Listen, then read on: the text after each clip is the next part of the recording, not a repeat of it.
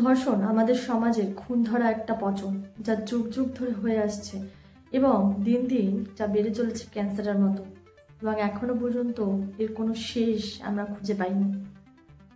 ধর্ষণকে সাধারণ জ্ঞান আমাদের কম বেশি আছে, তবু আর একবার বলছি, ধর্ষণ হচ্ছে কোনো মানুষের সম্মতির বিরুদ্ধে গিয়ে, তার ইচ্ছার বিরুদ্ধে গিয়ে তাকে নির্যাতন করে এবং তার সঙ্গে জোর করে যৌন সম্পর্ক স্থাপন করা। মানুষ শব্দটি এই জন্য বললাম কারণ আমাদের সমাজে পুরুষরাও ধর্ষিত হয় এবং অন্য কমিউনিটি থেকে যারা বিলং করে তারাও ধর্ষিত হয়। শুধুমাত্র মহিলারাই ধর্ষিত হন এরকম নয়, তবে এক্ষেত্রে 90% মহিলারাই যৌন হয়রানির শিকার হয়।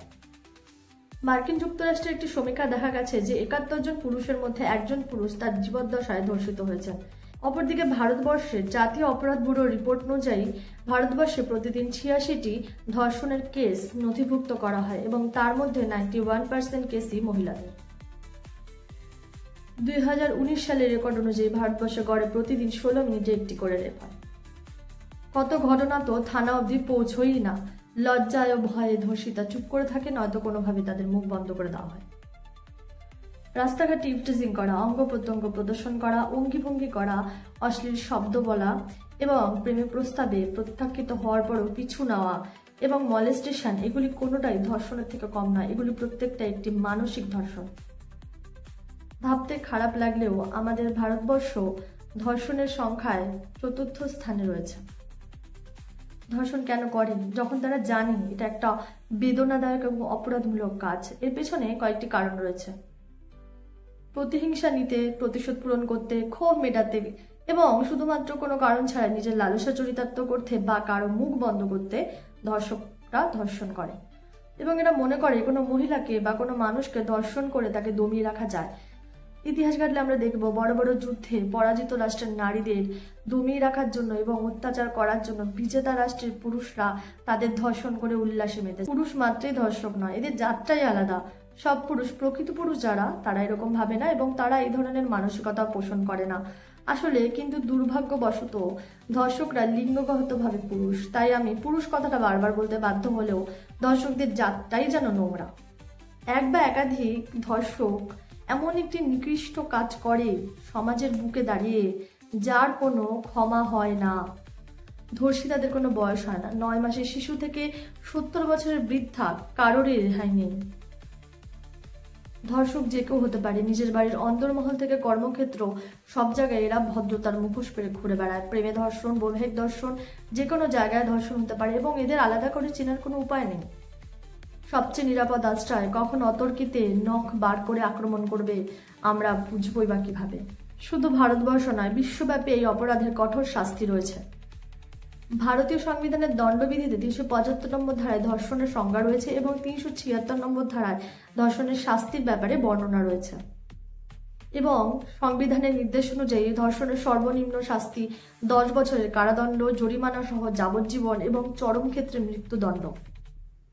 প্রশ্ন আসে যখন দেখি ধর্ষণ করে কাউকে মেরে ফেলা হয়েছে অথচ অপরাধীরা আইনের ফাঁকফোকর দিয়ে বেরিয়ে আসছে, তখন আমাদের ভারতীয় সংবিধানের সংবেদনশীলতার ওপর ক্ষোভ প্রকাশ করা ছাড়া আমাদের হাতে কোনো রাস্তা থাকে না।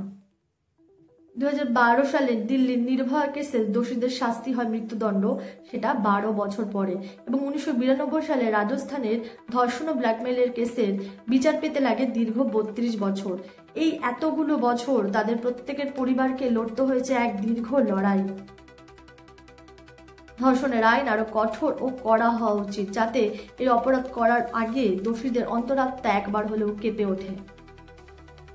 আমরা নাগরিক হিসেবে শুধু আইনকে দোষ দিয়ে ঘরে বসে থাকি এবং আমাদের হুঁশ ফেরে না যতক্ষণ না আমাদের নিজেদের সাথে কিছু হয়। বেশিরভাগ ক্ষেত্রেই ধর্ষণ করে মেয়েটিকে মেরে ফেলা হয়, যদিও বা সে বেঁচে থাকে সে থানায় যেতে ভয় ও লজ্জা পায়, কারণ এই ভয় ও লজ্জা আমাদের সমাজের দেওয়া উপহার।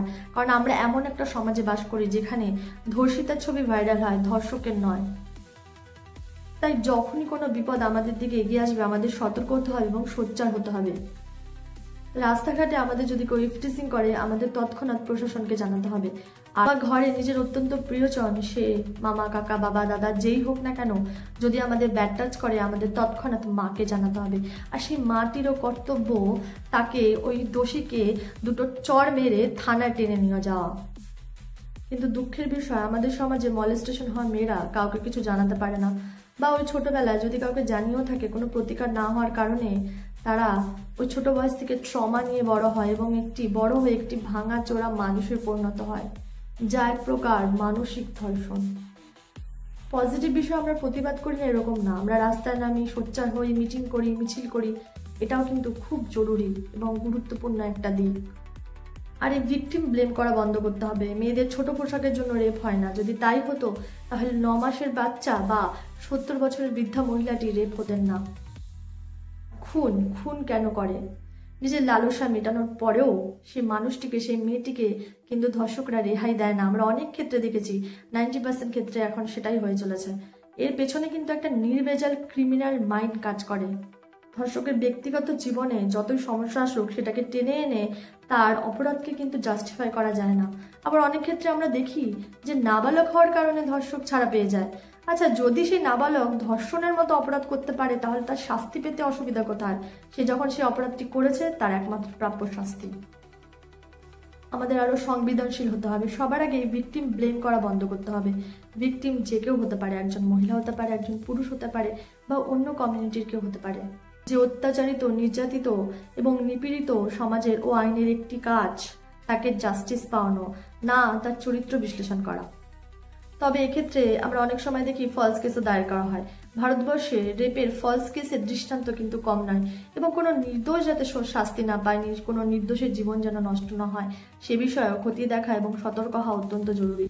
কেউ যাতে আইনের অসৎ ব্যবহার করতে না পারে, সেটা যেমন জরুরি, তেমন যারা আইনের রক্ষক রয়েছেন তাদেরও নির্যাতিতার প্রতি সংবেদনশীল এবং অপরাধীর প্রতি কঠোর হওয়া অত্যন্ত প্রয়োজন। হাতরাসের দলিত মেয়েটি এখনো বিচার পায়নি, যাকে তড়িঘড়ি করে মেরে পুড়িয়ে ফেলা হয়েছিল। 2018 সালের কাঠুয়া ধর্ষণ মামলায় আসিফা বানুর হত্যার পর ভারত আইন পাশ করে যে 12 বছরের কম বয়সী মেয়েদের ধর্ষণের শাস্তি মৃত্যুদণ্ড। 8 বছর বয়সী আসিফার অপরাধীদের যাবজ্জীবন ও কারাদণ্ড হয়, কিন্তু তাদের মৃত্যুদণ্ড হয় না। তারা হয়তো কিছু বছর পর বহাল তবিয়াতেই সমাজে ঘুরে বেড়াবে, এবং আমরা নজর করলে দেখব এরকম বহু অপরাধী রয়েছে যারা ধর্ষণ, অ্যাসিড অ্যাটাক, এই ধরনের ঘৃণ্য অপরাধ করার পরেও আইন থেকে বেরিয়ে যাবজ্জীবন কাটিয়ে তারা আবার এই সমাজে ফিরে এসেছে। কিন্তু যার সাথে নির্যাতিতটা হলো, যার সাথে অত্যাচার করা হলো, তার জীবন কিন্তু কোনো পরিবর্তন ঘটল না। অসংখ্য কত ধর্ষিত, খুন হওয়া মেয়েরা হারিয়ে গেল, তাদেরও তো বাঁচার অধিকার ছিল। তারা শুধু হারিয়ে যাবে আসিফা বানু, হারিয়ে যাবে অরুণা শাহবাগ, হারিয়ে যাবে ডক্টর রেড্ডি, বা আমাদের কলকাতার অভয়া। হারিয়ে যাবে না বলে বলা চলে যে তাদের জোর করে উপড়ে ফেলা হবে। এই সমাজ কি কোনোদিন ধর্ষণ মুক্ত হতে পারবে? জানা নেই। শুধু আমার দেশ না, পৃথিবীর সর্বত্রই ধর্ষণ একটি দুরারোগ্য ব্যাধি।